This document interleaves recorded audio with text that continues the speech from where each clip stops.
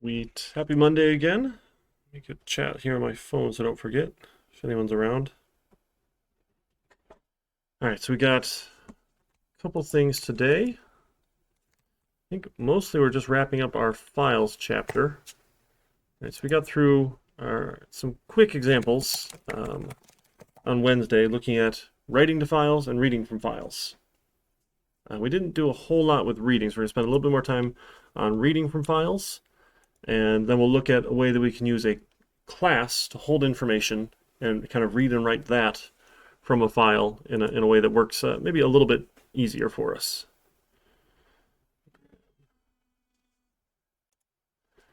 And then we'll have time to work on our last individual project. That's project number 4.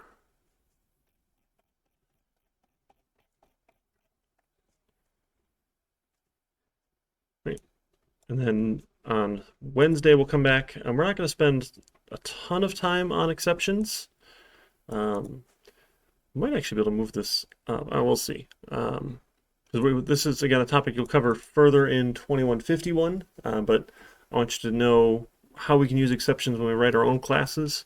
We talked a little bit about using those try-catch blocks, where if something bad can happen, we'll try, and then if it does happen, we catch it. That's what we were doing with our files, right? Looking at our basic file input and output, where if we couldn't read the file or we couldn't find the file, right, we get these errors, these file not found exceptions, or we get, was that the only one? Yes, that's the only one we were catching so far with our file not found. And generally, when you're writing files, you're in good shape. Locally, almost never a problem because we're giving it relative paths here. If you want to put a file in a specific folder on your computer, you can give it a full path, which is like C:, or whatever drive it is, :/folder/folder/folder/folder, wherever you want it to go. Right? As we've been working, it's all relative, so we can see where those files show up in this files view, or we can just open up Explorer and go and look and find these individual files here. So we did file to read. This quick check here to make sure the file exists is really handy.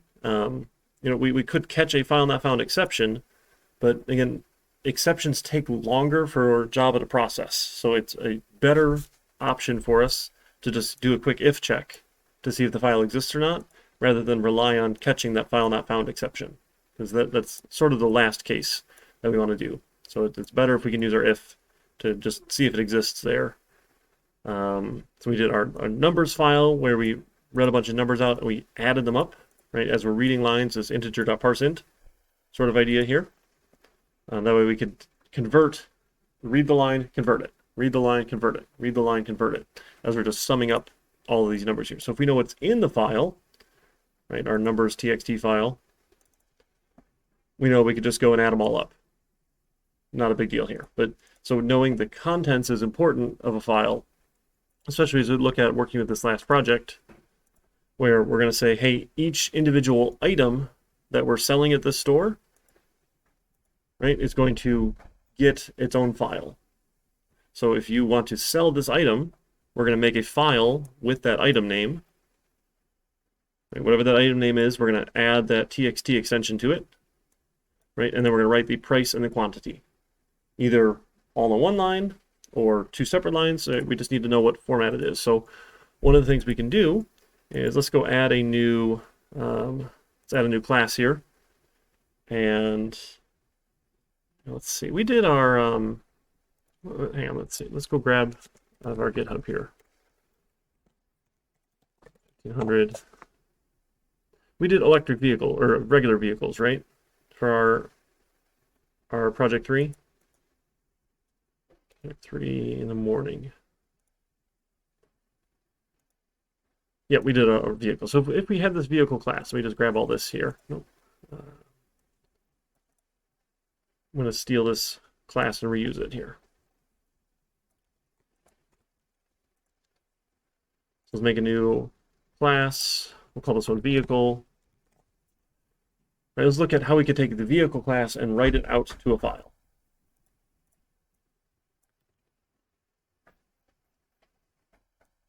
Okay, so we're going to take all of that, and again, I'll cite my source here. Let's try and have some good habits. So I'll say I got it from here. Great. We've got all of our attributes. Right? We've got our constructor. We have all of our get methods. So cool. So I can make a vehicle, but now what I want to do is I want a quick way to get all of this information out as a string. And I think what's going to be easiest for us here, and there's a couple ways you can go about it, but if we put it all on one line with like a certain character separating all the different attributes, I think that way if we wanted to like have an inventory of vehicles we were selling, we could write a bunch of them to a file and have 10, 15, 20, 30, 100 different vehicles all in one file, one line per file, or one line per vehicle, instead of trying to write out 6 different attributes, right? So I think that'll work out better for us. So I'm going to make a new method here. So public, we'll say the string, I don't know, get string for file output. Why not? So we're going to just jumble all these things together, and then you can pick a character that you don't expect to be in the make, the model, the any of those values. A pretty common one is this tilde character. That's this above the accent, above tab is a pretty common one, or there's also pipe above the backslash. That's just a straight up and down pipe character. Pipes are fun if you do anything in healthcare and work with HL7 messages. It's a standard messaging system, and it's a pipe delimited message that you can send between systems. Somebody picked pipes long ago, and turns out nobody has pipes in their names, and we don't really use this pipe character anywhere else for things. So that worked out to be pretty good. I think tildes are fun too as well. We're going to return the make plus this. Let's do a format. That'll probably be easier. So let's do string.format.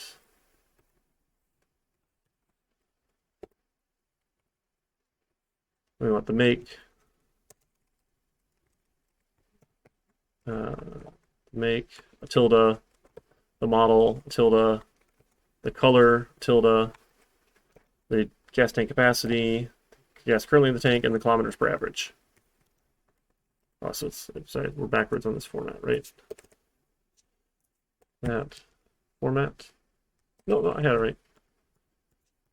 String.format.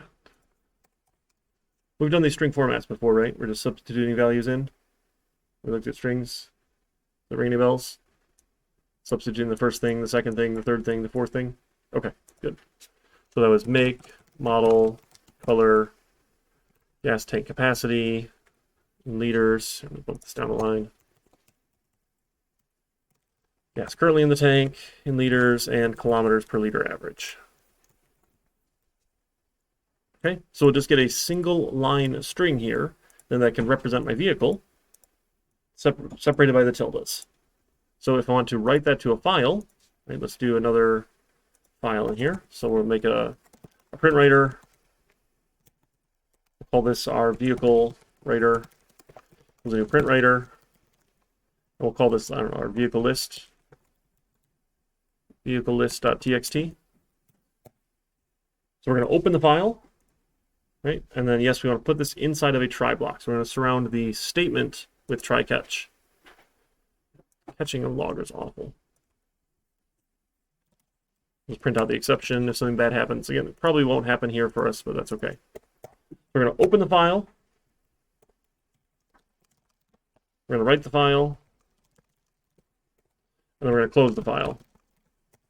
So that's our vehicle writer. Close. If we want to write to it, we can ask the user for vehicle information, right? We can, I don't know, pull somewhere from some sort of list. I don't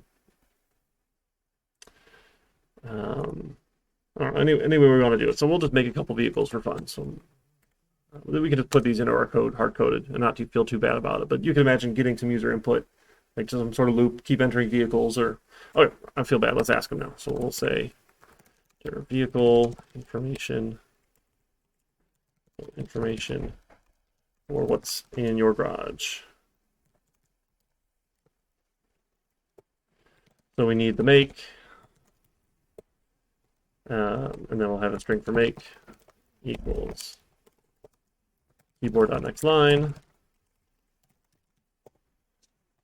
And we have a bunch of these. Make, model, color,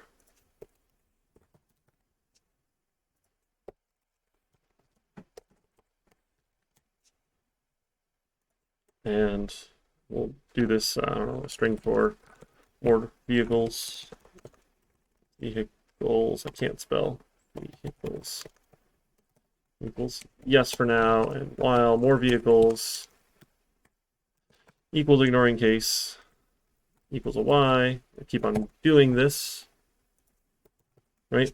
I keep on asking them. String for model, a string for color, and then we need there's a gas tank capacity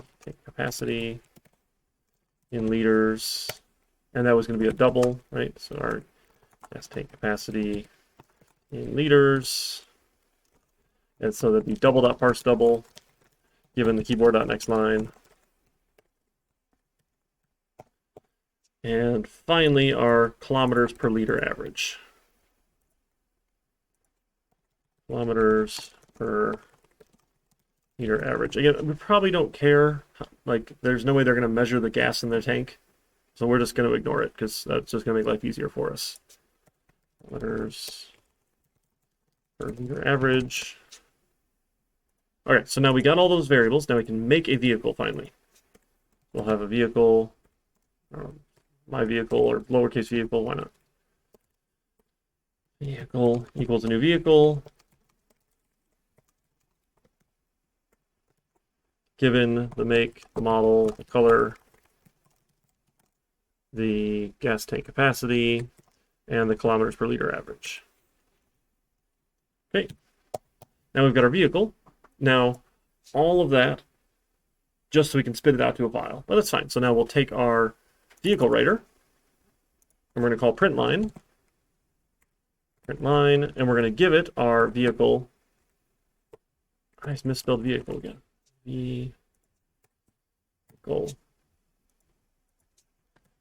Vehicle dot, and we have that option, our get string for file output. Right, so our class will give us a nicely formatted string to turn this into a single line output. And we just ask them if they have more. So again, equals next line. Do you have more vehicles in your garage? Again, like, oh, yes or no. You know, give them a little helper clue here. Oh, this was more vehicles. Was keyboard next line. All right, so now we can just keep on looping as many vehicles as they want. We should be able to spit them out into this file. Right, so let's try it. Let's see if that works for us. Hey, Dodo. Thanks for hanging out online. Oh, and KTO. I don't do a lot of cascading style sheets.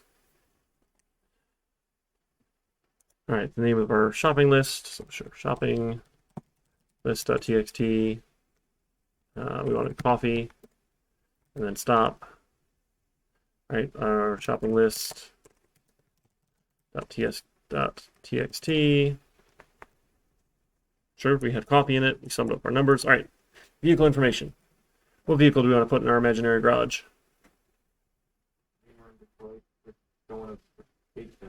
Sure. So that's Stellantis now? What is that even? Although they don't brand a car Stellantis, right? So how about a Ford? All right, what model? The one I remember seeing is F-150. F-150, all right. What colors are F-150? Gray. Gray? Now, do you spell gray with an E or an A? They're both right, aren't they? All right, gray. What's the gas tank capacity on a Ford F-150 in liters? The number doesn't actually matter. It was 50. 50 liters, all right. So that's only like 12.5 gallons, right? Probably large, but again, it doesn't matter, right? In kilometers per liter, probably not very, although they're getting better with F-150 because those are aluminum now, so they don't weigh as much, so they get a little bit better mileage. You know, say 10? Sure. 10 kilometers per liter? Point numbers. All right, do we have more vehicles in our garage? We got any other vehicles we want to throw in our garage? Let's do one more. We'll do one more. All right, what else do we want to put in our garage? Do a Ford, should we do it like a Chevy? What Chevy should we put in there? The type of farm speed. I've got a Bolt. Yeah, but there's no gas tank in mine. You can make a Corvette. Yeah, we'll do the Corvette. Yeah. All right, what color is your Corvette? Black? All right, gas tank capacity, oh, probably 50 liters. That one I'm sure does not get as good gas mileage, so let's go with like 8 kilometers. I don't know. All right, we'll say no more. So let's check out our file. We should have a vehiclelist.txt. It's a new file. Oh, format didn't work right. What did I do wrong? Oh my goodness. All right, I'm just going to Google it because honestly, that should have worked. Now my head hurts. String format. Oh, it's percents. Percents. That's why. Okay. Percent. Percent. Percent. I need percent S for strings. And then percent. So F for floating point numbers. Percent F. Percent F. All right, I hate that string format. They don't get string interpolation, do we? Interpolation.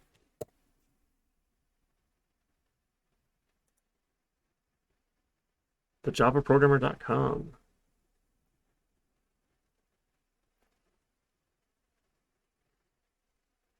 No, we don't. Okay, that's annoying. Message format. Okay, it does these curly braces. That's must be what I'm remembering. And buffer. Okay, that's ugly. Sure. It's better in other languages. Sorry. Let's try one more time. Apologies. We'll go make it again. Yeah, we're doing it's slightly object-oriented, Dodo. We're using our class to represent vehicles here. Shopping list.txt. Coffee. Obviously needs more coffee. Shopping list.txt. All right, and then we'll make our Ford F-150. That was gray. It said 50 liters, 10. Yes, Chevy. Corvette was black. So probably the same gas tank capacity. Not as good mileage here. All right, now let's take a look at our file. See if that worked better. Vehicle list. Hey, okay, now it looks like we've got some better information here. Okay, so now we're able to write each of these vehicles out as a single line in the file here. So one of the things we could have done with this shopping list program, instead of making one item per file, we could have had one file with all of our items in it. The problem with that is, though, every time you want to go update a file, or like update an item, you have to go find where it is inside of your file. So we'd have to say, oh, okay, not that one. That's my other campaign notes. This one here. We'd have to say, oh, are you the item I'm trying to update? No. Are you the item we're trying to update? No. Are you the item I'm trying to read through every line that we had to go find it? So it'd be nice that we'd have a single file that would be like our entire inventory. But then anytime I wanted to do something, I'd have to go read through every item in my inventory to see if I had it. So there's some downside there. Again, we don't care too much about the speed of things at this point in this class. You know, when you get to data structures, like our third Java class, then we start caring about the speed of things. But so this is an option, reading things, you know, writing things one item per line. Eventually in the real world, we still do use text files or just like basic local files for things. But anything major that we're going to do with data is probably going to be stored in the database. It is leaps and bounds better for storing things in database land. We're not there yet. We can't connect to one, and it would take a whole bunch of other steps and things. So, sure. So I like the little shopping program doing one file per item. I think that works out nice conceptually. Easy to tell if we find the item or not. We just go look it up by name. That's relatively quick, rather than one file for everything. But this is an option, right? So then the other piece of it that we'd have to do then is we'd have to read that file to make those instances a vehicle again, right? If we wanted to make like a list of all the vehicles in our garage, we could go through and do that. So we'll finish that out here. So we'll make now arrays, remember, once they're sized, we can't resize them. So if I make an array, before I know how many vehicles are in this file, I'm either going to have to expand it or shrink it or make it fit better. So an array is not a great option here, but an array list can expand. Right? When we looked at array list, we said, if you want to add more to it, just call add. It will resize itself. It will take care of all that magic for us. Sorry, my sugar is high. Should be coming down in a minute. So we can make an array list of type vehicle. Let's say, hey, this array list stores a bunch of vehicles for me. And we'll add our import for array list. We'll call this my vehicles equals a new array list, parentheses. Remember, the parentheses are important. This is technically calling a constructor for array list. Then I can go through and I can read this file. So if we're going to read the file, we're going to open the file. We're going to read the file, and then we're going to close the file. So to open the file, we're going to make a file object first. Right? We take a file object, we hand it to scanner. Is, I think, my easier way to do it. We'll look at the book's example next and look at how the book approaches it. They use like a 3-step process, which, sure, that's fine.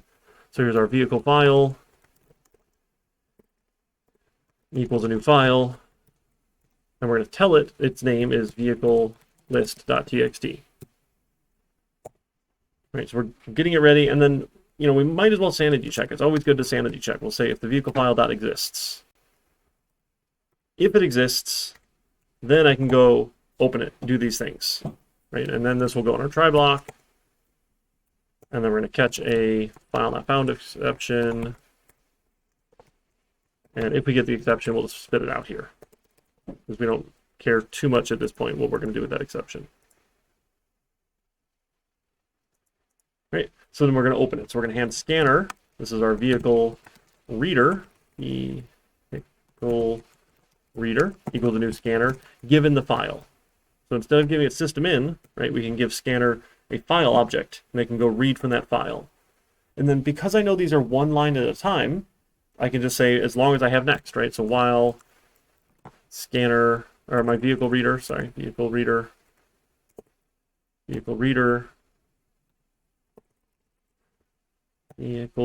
where it is, there it is, dot has next. Right, as long as there's something next for me to read, I can keep on going. So what I'm going to do, I'm going to get the string out first, which is all 6 attributes separated by tildes here. So we're going to get our string for the line is my vehicle reader dot next line. Then I'm not sure I actually looked at this when we talked about strings. There's a really cool method you can use on strings called split.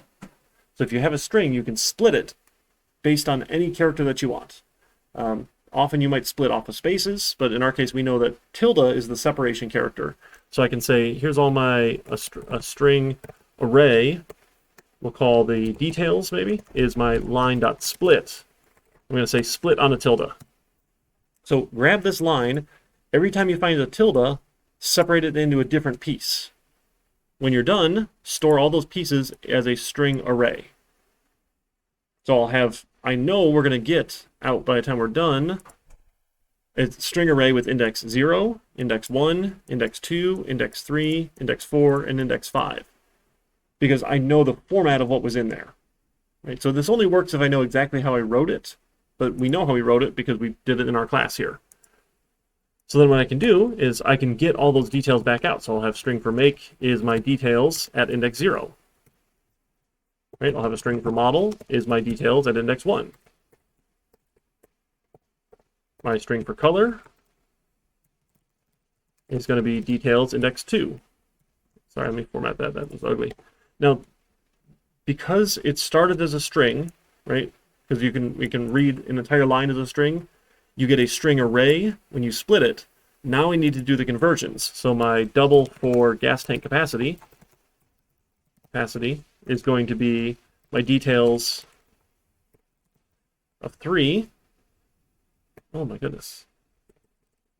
Details of 3, but I need to turn that into a double. So I need double.parseDouble given whatever is in details of index 3. Right, and I'm going to have a double for my kilometers per liter. Is going to be double.parseDouble again. Now details, we're skipping 4, right? Because we don't actually know how much gas was in the tank. So we didn't even ask for it. So we know it's always 0, so we don't really care. If we did know how much gas was in the tank, we could read that out and then call add gas after the fact. Because remember, our constructor for vehicle doesn't even take an amount of gas. Right? We're just saying every time you make a vehicle, it starts with no gas. So if we knew how much gas was supposed to be in it, we could make the vehicle and then we could add gas. Right? So that would have to be a separate step.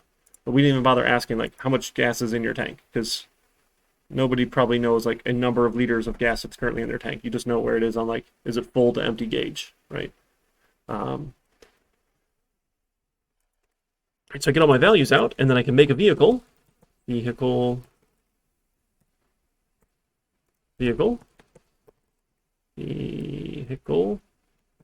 equals a new vehicle, given the make, the model, the color, the gas tank capacity, and the kilometers per liter. Right? After we make our vehicle, now I can add that to my array list. And take my vehicles list here, and then I can add that vehicle. And then we're going to see, okay, do I have another line to read? If there's another line to read, let's read another vehicle. So when we're done with reading out the entire file, then I'll have something inside of my vehicles array list. So for fun, we're just going to say for vehicle in the vehicle list, vehicles, right? We'll just spit back out, I don't know, what do you want to do? Vehicle dot. I don't know. Should we just do the string for file output again? Because we can print that easily to the string. Sure. So let's see if we are able to read them all out. I want to skip all of this though, because we already wrote the file, and I don't want to have to do it again. So let me just do this. We'll just I'm going to comment all this out for fun for a minute. Let's see. That's for writing. All right. Let's comment all of that out for a second. So the only thing we're going to do right now is just read that file and spit it out.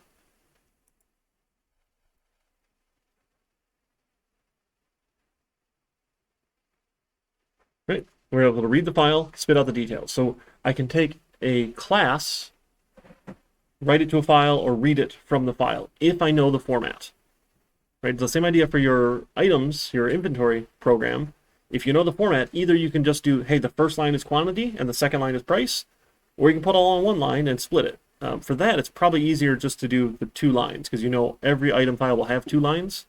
But there's not a wrong way to go about it, right? As long as you know what the format is, you know it's going to work. Right, so we go back here, I'll undo that comment. All right, and we're in good shape. All right, so let's commit that to GitHub, and then we'll take a look at Mr. Murrock's example, looking at their 3-step process for open files without scanner. Again, sure, either approach is fine. I think scanner just works out a little easier for us.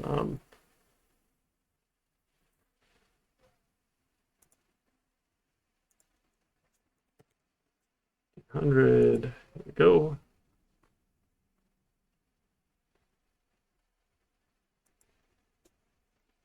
It's more file IO with classes. And again, kind of trying to take this object-oriented approach. I'm not going to require it for the items project, for that inventory project. If you don't want to use an item class, you don't even need an item class. That's okay. If you want to use a class, I'd encourage that. I think that's a better practice, right? Have your item class with your name, your quantity, and your price as attributes, and you can make instances of items and use them or not. But we're not really going to gain a whole lot by having it as a class, because it doesn't do anything interesting like calculate sales tax or anything like that. That would be, another step of interesting things we could do. All right, so I loaded up Mr. Murrock's example here. You can go download these from his website somewhere. I think this was actually a solution to one of his projects, which is kind of weird, but that's okay. So he did this little countries app that says, hey, list countries, add a country. And he uses his country IO file here to manage all of that. So in this country IO, none of this does any reading and writing from console. Right? This idea, when we build a class, none of it talks to the console in a class. If you want to ask the user something at the console, you do that in the part of your program that has the main method here. Because the class should be able to stand alone, whether or not it's a console application, a graphical user interface application, a web application, or a mobile application. Right? Java's portable enough to be used anywhere. Right? And it will eventually, if you do the software engineering degree here, you'll do all 4 of those. Right? We'll build console programs we've done. We'll build graphical programs we're going to do. We'll build mobile applications you'll do in the Android class, and you'll build web applications in our PHP JSP course. So you'll have done that same thing. So that class technically could be portable to all those locations. So he builds an array list. It's just of strings for the countries, not all that interesting. But in the country IO, right, it's going to create the file countries.txt. And then it's going to do a little check here and, hey, make sure it exists. If it doesn't exist, he's going to make the file. So I don't typically make files with the file object, but you can. With the file object, you can say create new file. So you can make it exist if you want. And then for reading, if you want to read without scanner, you can use a buffered reader that takes a file reader that takes a file object. So you still need the file object, but instead of handing it to scanner, you can hand it to file reader and hand it to buffered reader. So you can do all these things. Then it's just going to go. Now, when you're not using scanner, you can't say has next. So what it does is it reads a line, and then it says if the line is not null, let's keep on going. And as soon as you call read line and you get back null, you know you've reached the end of the file, because there was nothing left to read. So again, I think this is kind of uglier too as well than like asking the scanner class, hey, is there more to read? Saying, hey, read it, and if it's null, let's do something. So I think a little bit more proactive. So that's how he reads files, and then he has a save countries method. So he puts in the middle here a file writer in a buffered writer in a print writer. We just went right to print writer because that life is easy for us.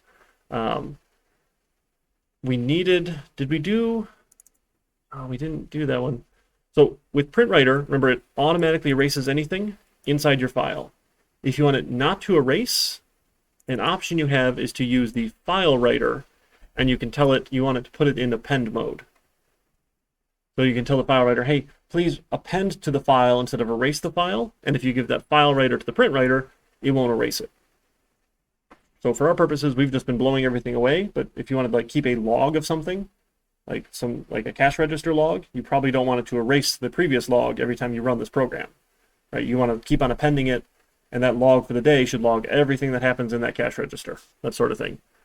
So you can use the file writer for that. In the buffer writer, if you want to control the buffer, we talked about how disk operations are very slow in terms of things that happen on a computer. Right? Waiting for disk is very slow. So behind the scenes, updates don't actually happen to the file right away. What happens is Java will automatically buffer them, and then at some point, it will go and make a write based on everything that was in that buffer once it fills up. So if you have a buffered writer, you can control the size of that buffer if you want. And again, he doesn't even bother, so it's kind of silly here. And he just prints out all the countries to that file. So just this was Mr. Murrock's approach with the buffered reader and file reader if you don't want to use scanner, checking for not null after you read, and then for outputting, print writer gets a buffer writer, which gets a file writer. Like a 3-step process. So not too bad. Right, so that should be everything we need here to get this project 4 done. We've got the rest of today to work on it. Again, it's not due till the 17th.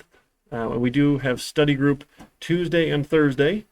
Mr. Tim said he was a little bit lonely during the week when we had a midterm, which is like I didn't expect anyone to go to him with midterm questions, so I think that was about what we expected. So it's study group Tuesdays and Thursdays.